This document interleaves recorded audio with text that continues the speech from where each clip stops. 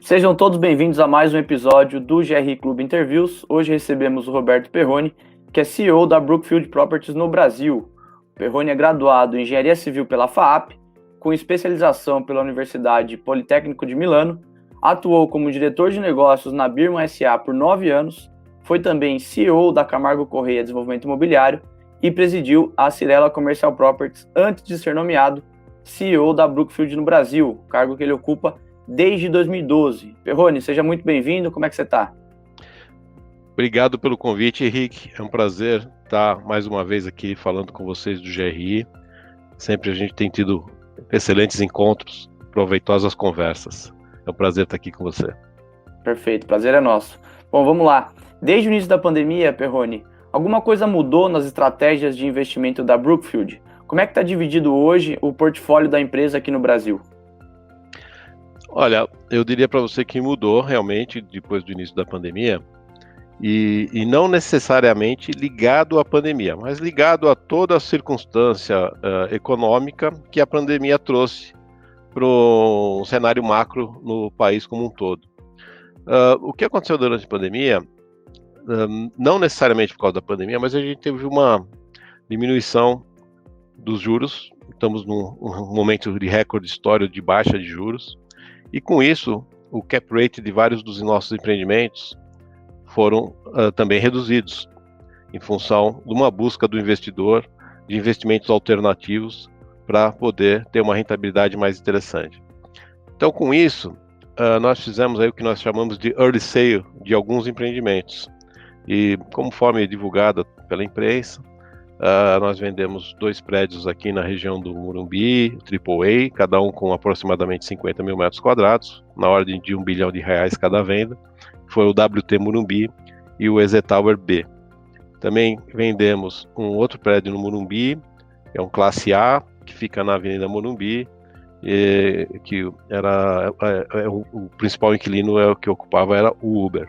Então esses 3 prédios foram vendidos durante esse momento e não estava necessariamente planejado a sua venda. Algo que também mudou, e não necessariamente para a pandemia, mas que nós tivemos um grande sucesso no passado comprando prédios prontos, a maioria deles com alguma ocupação, alguns totalmente vazios. Nesse momento em que a gente percebe os fundos imobiliários com bastante apetite por prédios prontos, principalmente os alugados, nós não temos preços competitivos para competir contra os fundos imobiliários. Então a gente não tem comprado prédios prontos, na verdade nós temos comprado terrenos para desenvolver. Além disso, algo que realmente está mais ligado diretamente à pandemia foi o e-commerce, que cresceu demais, o segmento de logística cresceu muito, e hoje o nosso pipeline maior de projetos de desenvolvimento é realmente no setor de logística. Continuamos acreditando muito no setor que a gente vinha investindo aí desde 2013, 2014, que é o escritórios, continuamos investindo, temos 3 projetos em obra, mas também estamos crescendo bastante nesse segmento de logística, e a maior parte dos empreendimentos que a gente investiu ou é um brownfield ou são greenfield realmente. Então teve uma mexida, parte ligada diretamente à pandemia e parte indiretamente à pandemia, que é um cenário macroeconômico que a gente vive também em função da pandemia, no formato como que ela fez a economia do país como um todo se alterar. Perfeito, a gente vai falar um pouquinho mais sobre cada um desses segmentos. Vamos começar pelos escritórios. Queria saber como é que você avalia essa nova dinâmica de trabalho que foi imposta pela pandemia e qual é a consequência disso para as lajes corporativas na sua avaliação. Bom, primeiro acho que vale a pena dar um background aí de como foi a performance dos nossos escritórios durante a pandemia. Quando a pandemia começou, eu tinha aproximadamente, até antes dessa venda desses imóveis, 400 mil metros quadrados de escritórios no nosso portfólio. Ao longo do ano de 2020, eu perdi apenas 14 mil metros quadrados. Desculpa, 2020 não, até hoje eu perdi 14 mil metros quadrados desses 400 mil metros. Então, a minha taxa de vacância, ela praticamente não se alterou. Eu vinha com uma vacância muito baixa e em 400 mil, 14 mil não fez muita diferença. E o importante, essa metade dos escritórios que a gente perdeu de inquilinos, eu tenho o dobro em negociação para ocupar esses mesmos espaços, sendo que alguns deles nem saíram. Quando eu falo perdi, são já que notificaram, normalmente o inquilino tem 6 meses para sair, tem mais um período de multa de 3 a 12 meses, depende do contrato que você tem. Então, nem vai causar necessariamente uma redução do nosso cash flow. E é importante frisar, todos os inquilinos que saíram, estão saindo e pedindo para sair agora, que é esse volume que eu falei, nenhum deles foi por causa do home office, diferente do que todo mundo pensa. Todos eles é porque enxugaram e, em função de uma queda do PIB, algumas atividades deles foram afetadas por isso, enxugaram, diminuíram o número de funcionários e estão precisando reduzir. Alguns deles estão precisando ir para um prédio mais barato, nem é uma redução de pessoal, uma redução de custo. Então estavam num AAA, preferem ir para um prédio que eles possam pagar menos em uma localização menos privilegiada. Mas nenhum necessariamente por causa do home office. E importante, acho que citar, muito importante mesmo, é que nós tivemos uma inadimplência no ano passado menor de 1%. Então, isso mostra que a aposta em edifícios de qualidade, que atraem clientes grandes, clientes multinacionais, empresas prime, é algo importante dentro de uma estratégia de investimento, porque é muito mais resiliente no momento de pandemia. Tivemos alguns casos de deferimento e desconto a gente não precisou dar para ninguém, até porque o mercado vinha em recuperação de valores de aluguel. E no momento da pandemia, teve muitos pedidos de desconto, mas a gente foi mostrando para cada uma dessas empresas que as atividades deles também não estavam perdendo necessariamente renda. Teve atividades até que venderam mais durante esse período. E a gente conversou um a um, tivemos alguns casos de deferimento também, que não foram muito significativos, mas abatimento a gente acabou não precisando dar para ninguém. E além do mais, como o momento era de crescimento de valores de aluguel ao longo do ano de 19, de 20, a gente teve várias revisionais. E eu vou te dizer que, na média, a gente subiu os valores de escritórios em 20% durante o ano de 2020, nas revisionais. Porque tinham realmente uns aluguéis que estavam defasados de 2016, 2017, que chegaram nos aniversários de revisional agora. E a gente mostrou que o mercado realmente, por mais que estivesse com pandemia, ainda era um mercado que tinha valores mais altos do que vinham sendo praticados. Então, assim, no nosso portfólio de escritórios, a pandemia afetou muito pouco. Sem dúvida nenhuma, hoje existe uma pressão maior de inquilinos solicitando descontos, mas no nosso portfólio a gente está relativamente tranquilo. A gente tem visto muito movimento no mercado de solicitação de descontos, etc. E principalmente porque o IGPM veio muito alto. Então eu acho que no final das contas o IGPM veio alto, muitas empresas, até nós vamos olhar caso a caso e entender como é que está em relação ao mercado e fazer os ajustes. Mas eu não vejo também ao longo dos próximos meses algo muito grave nesse segmento. É lógico que também depende muito das condições de como a pandemia vai evoluir. Nós temos aí um lockdown provável aí de 15 dias na fase vermelha, mas a gente passou por um período mais difícil. Esperamos que a vacinação realmente já vem sendo praticada, talvez na velocidade menor do que a gente esperava, mas ela vem sendo praticada. Até a metade do ano esteja com um volume interessante e estabilizando esse mercado. Perfeito, perfeito. Você falou da possibilidade de um novo lockdown durante 15 dias. Em um dado momento parecia que os piores dias de pandemia tinham ficado para trás, o que agora se mostrou uma impressão errada. E aí, com isso, claro, novamente o comércio foi aí um dos primeiros a precisar fechar as portas, e isso, mais uma vez, causou muitos prejuízos a vários segmentos, dentre eles, pensando no mercado imobiliário, os shoppings. Qual é o futuro desse segmento, na sua opinião? Olha, da mesma forma como nós investimos sempre em escritórios de alta qualidade, a gente também investiu em shoppings de alta qualidade. E esses shoppings são mais resilientes. Sem dúvida nenhuma, esse foi o segmento dentro do nosso portfólio que foi mais afetado. Como você sabe, os shoppings ficaram fechados por vários meses. Mas a recuperação que nós tivemos em dezembro, e próprio novembro, dezembro, janeiro, um pouco menos, mas essa recuperação veio até acima do que a gente esperava. O tráfego no shopping não aumentou muito, mas as vendas vêm se recuperando mais fortemente. E o que a gente percebe é o seguinte: o pessoal vai a shopping menos a passeio e mais para fazer a compra do que precisa realmente. Sem dúvida nenhuma, também os shoppings têm se adaptado e estabelecido algumas atividades e conexões com o e-commerce, de uma forma de atrair também esse público que começou a comprar mais no e-commerce.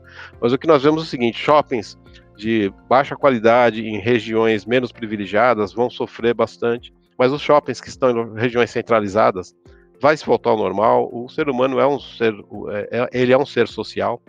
No momento que tivermos a vacina, a gente acredita realmente na recuperação desse setor. Para 2021, quando começou a pandemia, nós tínhamos previsões ruins para esse ano, mas como a gente sentiu em novembro, dezembro uma melhora maior do que nós esperávamos para o segmento, as previsões para 2021 são relativamente otimistas de recuperação. Ainda não vamos chegar necessariamente no nível de 2019, mas vamos estar relativamente próximos desses níveis. É lógico, se tiver um problema que a pandemia não se estabilize e tiver que fechar shopping mais 6 meses, é lógico que não vai acontecer. Mas isso a gente acha muito improvável. Até porque, eu vou te falar, o shopping, quem vai em shopping hoje se sente tão seguro, tão confortável, não teve nenhum histórico de transmissões em grande escala em shopping center. A pessoa que tem pego o Covid, com certeza não é no shopping center, que é um dos lugares mais controlados que a gente tem na cidade. Na cidade não, no país. Os shoppings são muito controlados. A gente tem não um controle próprio do lojista, um controle também do administrador do shopping e do dono do ativo. É um ambiente totalmente seguro, com uma série de medidas de distanciamento, tratamento de ar-condicionado, barreiras e nos próprios restaurantes, as mesas espaçadas. É um ambiente realmente muito seguro, e a população que já voltou para o shopping está se sentindo muito bem lá dentro. Perfeito, perfeito. Desde 2018, salvo engano da minha parte, se eu tiver enganado, você, por favor, me corrija, mas desde 2018 a Brookfield passou também a investir nos condomínios logísticos, que a gente falou ali logo no começo da entrevista.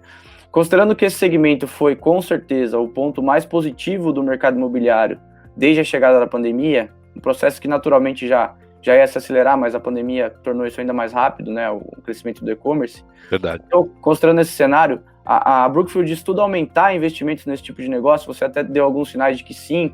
Então, onde devem estar esses novos projetos? Olha, a gente tem realmente a intenção de aumentar, como eu comentei, estamos aumentando, a gente tem um pipeline bastante interessante de novos empreendimentos. Fizemos aquisições no auge da pandemia, no momento de mais medo da pandemia. Por exemplo, em maio do ano passado, nós fizemos o closing do terreno que a gente chama de IBC, que era uma das antigas sedes do Instituto Brasileiro de Café. É um galpão muito antigo que a gente vai praticamente demolir ele todinho e fazer um novo. Foi um galpão que a gente comprou num leilão federal. Trouxemos dinheiro de fora no meio da pandemia. Isso mostra não só a aposta no segmento de logística, mas como o comprometimento da Brookfield com o Brasil. Como você sabe, mas talvez nem todo o público saiba, a Brookfield tem 120 anos de Brasil. Ele é um dos maiores investidores estrangeiros no Brasil, e não só no segmento de real estate, mas infraestrutura, energia, agro, uma série de outras atividades. E então a gente costuma dizer o seguinte: nós investimos normalmente mais no Brasil no momento em que os investidores estrangeiros estão com medo de colocar dinheiro aqui. Na hora do boom, a gente fica um pouco mais cauteloso. E essa estratégia tem se mostrado de bastante sucesso ao longo dos anos. Mas é fundamental essa expertise de país, né? A gente sabe, o Brasil é um país que tem altos e baixos.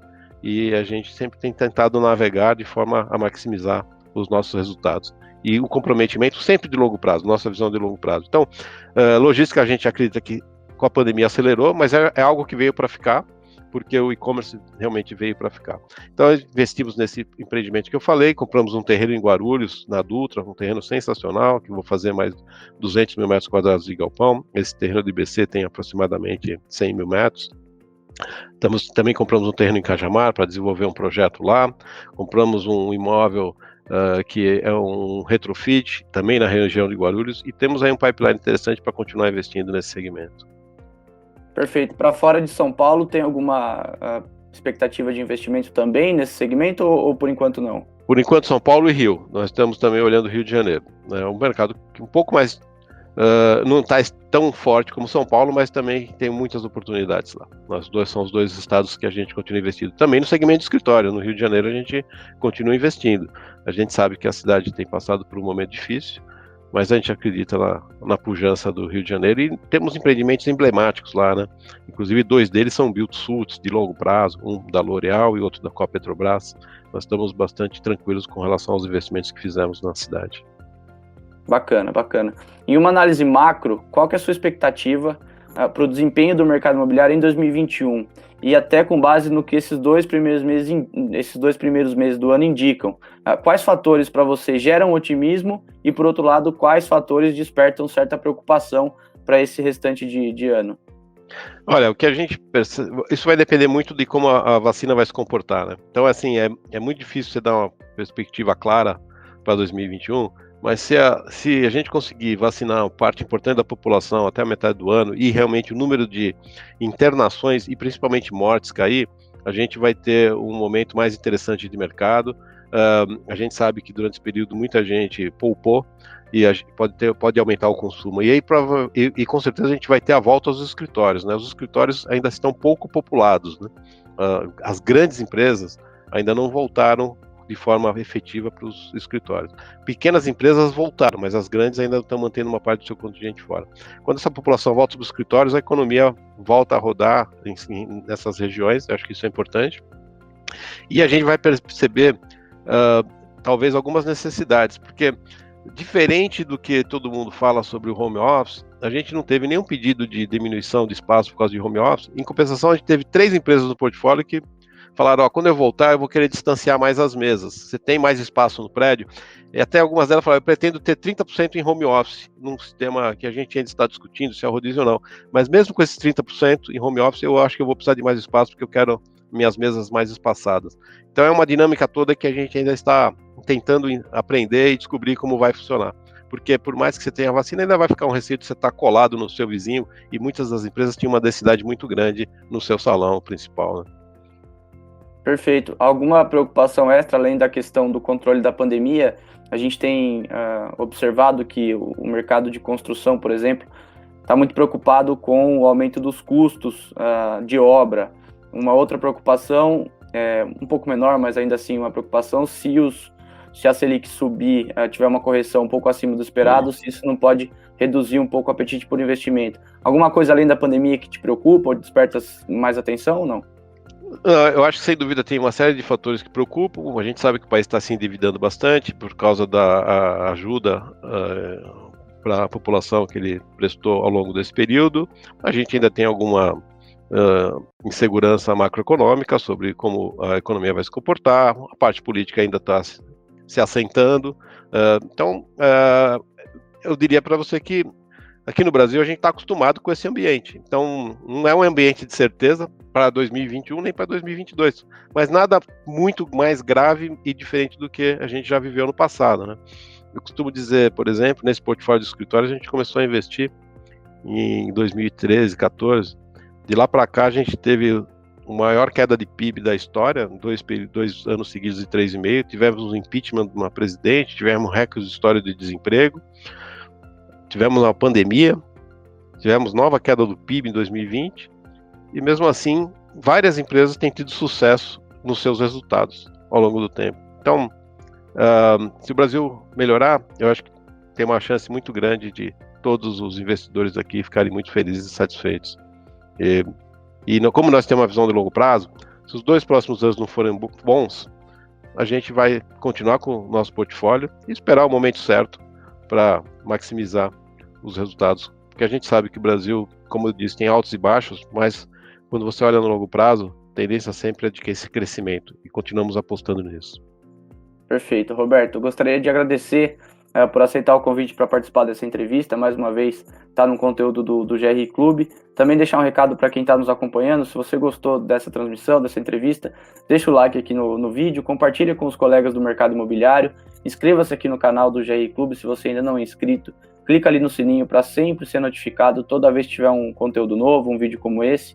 E é claro, não deixe também de acompanhar o GRI Clube nas redes sociais. Estamos em todas as plataformas, em todos os canais, para ficar por dentro de todos os meetings, as reuniões virtuais, também os eventos presenciais a partir do segundo semestre e conteúdos como este diretamente na sua timeline, tá legal? Roberto, obrigado mais uma vez, espero que tenha gostado e a gente se vê numa próxima oportunidade. Obrigado, Henrique, grande prazer estar aqui com o GRI, conte com a gente sempre. Grande abraço.